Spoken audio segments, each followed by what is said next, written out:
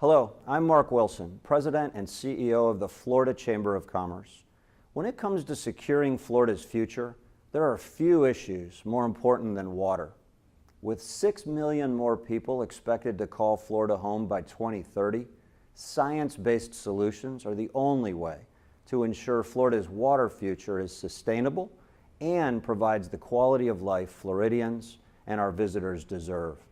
Water is a statewide concern, and unfortunately, sometimes local and state politicians want to do what's popular when what we actually need is to do what the science tells us.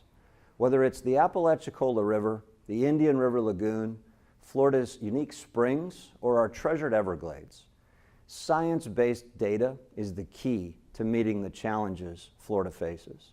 So together with Harbor Branch research scientist Dr. Brian LaPointe, the Florida Chamber of Commerce is pleased to present this educational video, and we hope it will spur conversations and collective action to help solve these issues.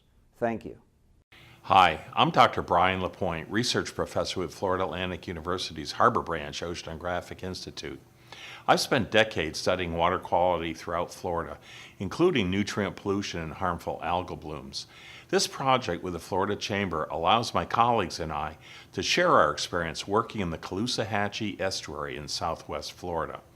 Despite recent impacts of heavy rainfall and freshwater discharges, strategies are underway to improve the health of this important natural resource.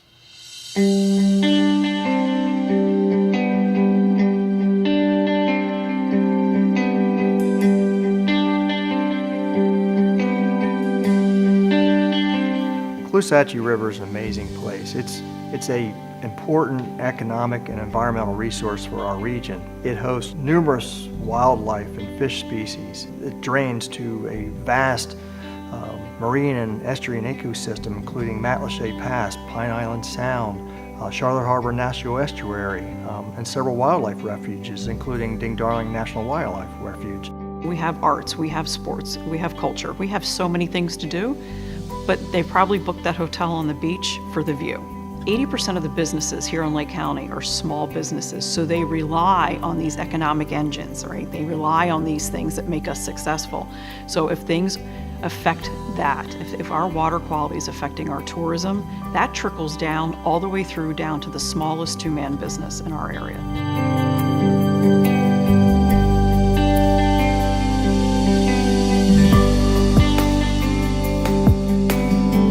Now the Caloosahatchee has an interesting dilemma when you compare it to the St. Lucie. Not only does it receive more of the flows in the wet season that it can be harmful, it needs flows in the dry season. If you don't have water coming from the lake to feed the C-43 canal, salt water starts marching up the river and causing ecological harm to the freshwater marshes that are upstream. And if it goes up far enough the river, it'll actually interfere with some of the drinking water supplies.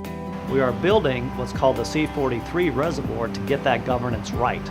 It's under construction, over 400,000 acre-feet of storage, which is a lot of water, that we can store in when they're discharging too much and the release when they're discharging too little, so we can, turn the dials and make sure that estuary looks like an estuary, regardless of what's happening in the lake.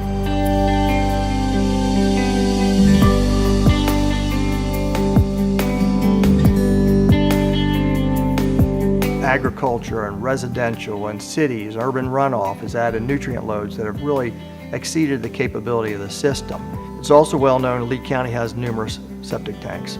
We want to move forward and see where those opportunities exist where we could put those folks in septic tanks onto a centralized sewer system. Typical septic tank will put out about 60 milligrams per liter of nitrogen through its drain field.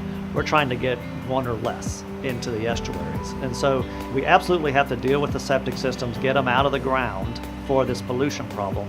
But how can we make it sure it's successful? And that's by bringing state level funding to try to offset those homeowner costs.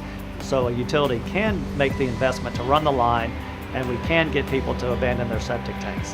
That will eliminate a significant pollution source.